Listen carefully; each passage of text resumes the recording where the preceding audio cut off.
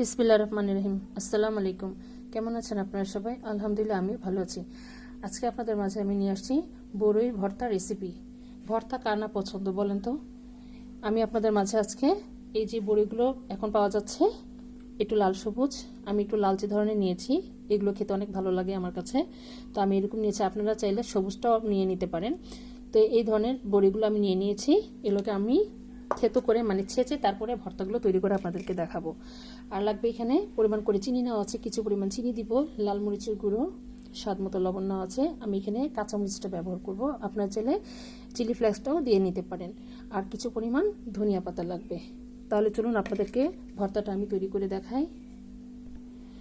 এখন আমি যা করব, প্রথমে যে এখানে কাঁচামরিচটা আছে এখান থেকে আমি দুটো কাঁচামরিচ দিয়ে নিব। এই যে এরকম কাঁচামরিচ, এগুলো প্রচণ্ড পরিমাণে ঝাল, সেজন্য আমি এখানে দুটো দিচ্ছি। আপনারা চাইলে এর চেয়ে বেশিটা দিয়ে নিতে পারেন। এটাকে হালকা একটু থেতো করে নেব। এখন আমি এই হাম্বুলি দাস্তার সাহায্যে হালকা একটু থেতো করে নিচ্ছি। আপনারা চাইলে পাটাতেও এই ভর্তাটা তৈরি করতে পারেন।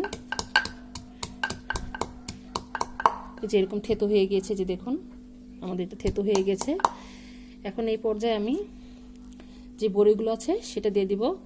বড়ির যে এখানে যে কাঠিগুলো থাকে সেই স্টিকগুলো ফেলে নেবেন, ফেলে পরিষ্কার করে নেবেন, তা না হলে মুখে আটকালে ভালো লাগে না সেটা খেতে। তো এখন আমি যে বড়িগুলো আছে সেটা দুটো চারটা করে দিয়ে নিব এর মধ্যে। এই যে দেখুন, এখন এটাকে ভালোভাবে আমি ভেঙে দেব।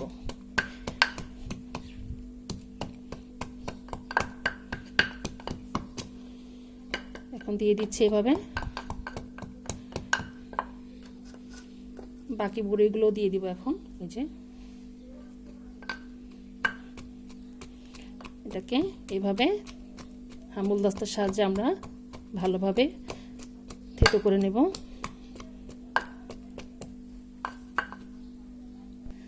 আমাদের এখন যে বড়িগুলো ছিল এগুলো আমরা থেতো করেছি। এখন এর মধ্যে চিনি, লাল মরিচের গুঁড়ো, স্বাদ মতো লবণ এবং ধনিয়া পাতাটা আমরা এর মধ্যে দিয়ে দিব। এর মধ্যে দিয়ে দিচ্ছি এখন সব কিছু।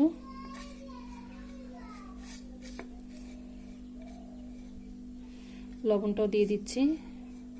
আপনারা বড়ির অনুমান করে আপনারা সব কিছু একসাথে মিলিয়ে নেবেন। দিয়ে দিলাম। এখন আবারও এটাকে আমরা থেতো করে নেব।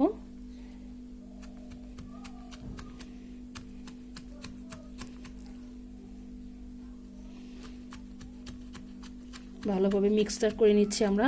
এই যে দেখুন,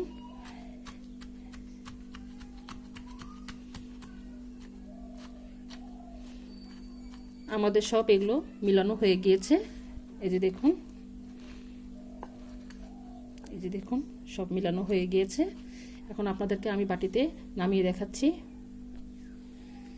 তৈরি হয়ে গেল আমাদের মজাদার টক ঝাল মিষ্টি বড়ির ভর্তা রেসিপি।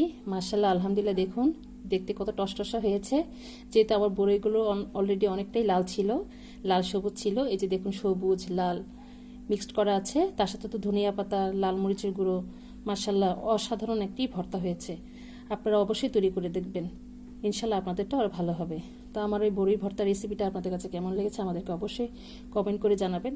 আর আমার জন্য দোয়া করবেন, আমি যেন আপনাদের মাঝে আরও রেসিপি নিয়ে আসতে পারি। তো আজ এই পর্যন্তই। আপনারা যেখানে আছেন ভালো থাকেন, সুস্থ থাকেন। আল্লাহ হাফেজ।